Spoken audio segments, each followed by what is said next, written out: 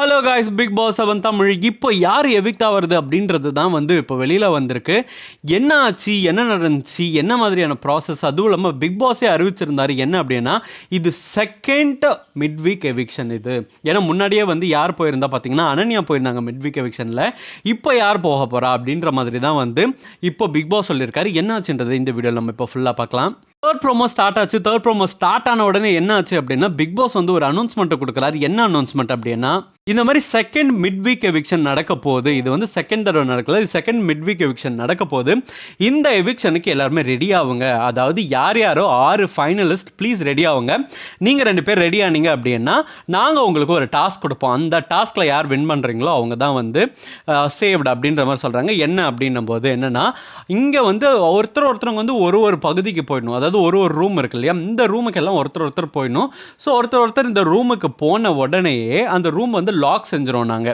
நாங்கள் எப்போ லாக்கை ஓப்பன் பண்ணுங்க அப்படின்னு சொல்கிறோமோ, ஒருவேளை அந்த கதை ஓப்பன் ஆச்சு அப்படின்னா நீங்கள் சேவ்டு அப்படின்ற மாதிரி சொன்னாங்க.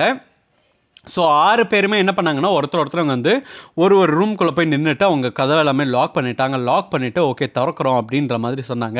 ஸோ அதோட இந்த ப்ரோமோ ஸ்டாப் ஆகிடுச்சு. ஸோ எல்லாரோட கணிப்பு என்ன அப்படின்னா விஜய் வர்மா தான் வெளியில் போவார். விஜய் வர்மா வெளியில் போயிட்டார். ஏன்னா இது முன்னாடியே விகடன்லேயே நியூஸாக தான் இருந்துட்டு இருந்துச்சு. விகடன் வெளியில் போயிட்டாங்க. ஸோ அந்த மாதிரி தான் நியூஸஸ் எல்லாமே இப்போ வந்துட்டுருக்கு. பிகாஸ் அவருக்கு தான் இருக்கிறதுலே ரொம்ப ஓட் கம்மியாச்சு அப்படின்னா அதுதான், அவருக்கு தான் ரொம்பவே கம்மியாக இருந்துச்சு. ஸோ இது ஆக்சுவலி எதிர்பார்த்த ஒரு விஷயம் தான். அவர் ரொம்பவே ஓட்டு இல்லை. ஆக்சுவலி அவருக்கு முன்னாடியே ஓட்டு இல்லை. அவர் அப்போவே எடுத்துட்டு அட்லீஸ்ட் விசித்ராவாச்சும் ஒரு ஃபைனலிஸ்ட்டாக கொண்டுட்டு வந்தாச்சு அவங்களை எலிமினேட் பண்ணியிருக்கலாம். பட் ஆனால் அவங்களோட ஓட்டு கம்மியாக இருந்ததுனால இவரை ஃபஸ்ட்டு எடுத்துட்டாங்க. ஏன்னா இவர் தான் ரொம்ப லீஸ்டில் இருக்கார்.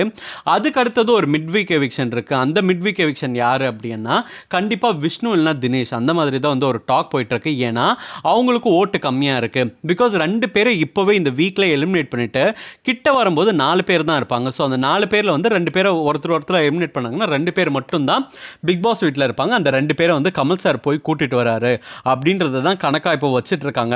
ஸோ ஆல்மோஸ்ட் கணிப்புப்படி பார்த்தீங்கன்னா ஒன்று விஷ்ணு போகிறதுக்கு தான் நிறைய சான்சஸ் இருக்குது. ஏன்னா அவருக்கு தான் ஓட்டு ரொம்பவே கம்மியாக இருக்குது. அன்அஃபிஷியல் அப்படி இருக்குது. பட் அஃபிஷியல்லையும் அது மாதிரி தான் இருக்குது. ஏன்னா மக்களோட கிட்டத்தட்ட அப்படி தான் இருக்கும். அது முன்னாடி ஒரு சில ஃப்ராட் வேலை பார்த்துருக்கலாம். அது எதுக்குன்னா மாயா கூட்டிகிட்டு வரணும் அப்படின்ற ஒரே காரணத்துக்காக சேனல் நிறைய விஷயம் பண்ணியிருக்காங்க. மேபி அதே மாதிரி திரும்ப நடக்கிறது கூட நிறைய வாய்ப்புகள் இருக்குது. பட் ஆனால் இந்த தடவை விஜய் வர்மா போகிறாரு. விஷ்ணு போகிறாரா இல்லை தினேஷ் போகிறாரா அடுத்த எவிக்ஷன்றது நம்ம வெயிட் பண்ணி தான் பார்க்கணும். ஏன்னா மாயா கிட்டத்தட்ட தினேஷ்க்கும் அவங்களுக்கும் ஒன்றும் பெரிய ஓட்டு வித்தியாசம்லாம் இல்லை. ரொம்பவே கம்மியாக தான் இருக்கும். 2000, 1000, 1500 அவ்வளோ ஓட்டு வித்தியாசம் தான் இருக்குது. ஏன்னா கிட்டத்தட்ட 2 பேருமே ஒரே மாதிரி ஈக்குவலாக போயிட்டுருக்காங்க. பட் யார் ரன்னர் அப்பாக வரப்போகிறா அப்படின்றது தான் ஒரு பெரிய கன்ஃபியூஷனாக இருந்துகிட்டே இருக்குது. மாயா வருவாங்களா இல்லை மணி வருவாரா, மாயா வருவாங்களா இல்லை மணி வருவாங்களா அப்படின்ற மாதிரியான ஒரு பெரிய டாக் தான் இப்போ போயிட்டுருக்கு. பட் ஆனால் மாயாவை தான் எப்படியாச்சும் சேனல் கொண்டுட்டு வரணும் அப்படின்னு சொல்லிட்டு நிறையா விஷயங்கள் அவங்க பண்ணிகிட்டு இருக்காங்க. அவங்களுக்கு வெளியில் இப்போ நீங்கள் பிஆரை பார்த்தீங்கன்னா இத்தனை நாள் மாயாவுக்கு பிஆர்ன்ற ஒருத்தர் இல்லவே இல்லை. பட் ஆனால் இந்த வீக் மட்டும் அவங்க எப்போ ஏசியை மாட்டுன்னு சொன்னாங்களோ, ஏசி மாட்ட சொன்னால் புயல் அடிக்கிற மாதிரி ஒரு ஏசியை மாட்டி வச்சுருக்காங்க தான் சொல்லணும். ஏன்னா அவ்வளோ ட்விட்ஸ், அவ்வளோ ஒரு பிஆர் ஒர்க் நடந்துட்டுருக்கு. இப்போ செலிபிரிட்டிஸ்லாம் யூடியூபர்ஸ்லாம் மாயாவுக்கு சப்போர்ட் பண்ணி பேசுகிறாங்க. மக்கள் வெளியிலையும் சப்போர்ட் பண்ணி பேசுகிறாங்க.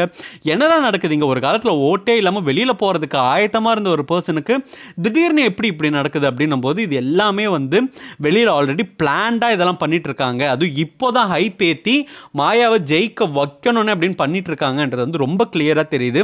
இப்போது எக்ஸ் கண்டஸ்டன்ஸ்லாம் ஒருத்தர் உள்ளே வரும்போதே உங்களுக்கு கிளியராக தெரியும் என்ன ஆச்சு, என்ன நடக்குது, மாயாவுக்கு எந்த அளவுக்கு சப்போர்ட் உள்ளே இருக்குது அப்படின்றது எல்லாத்தையுமே நம்ம கிளியராக பார்த்துட்டு தான் இருக்கோம்.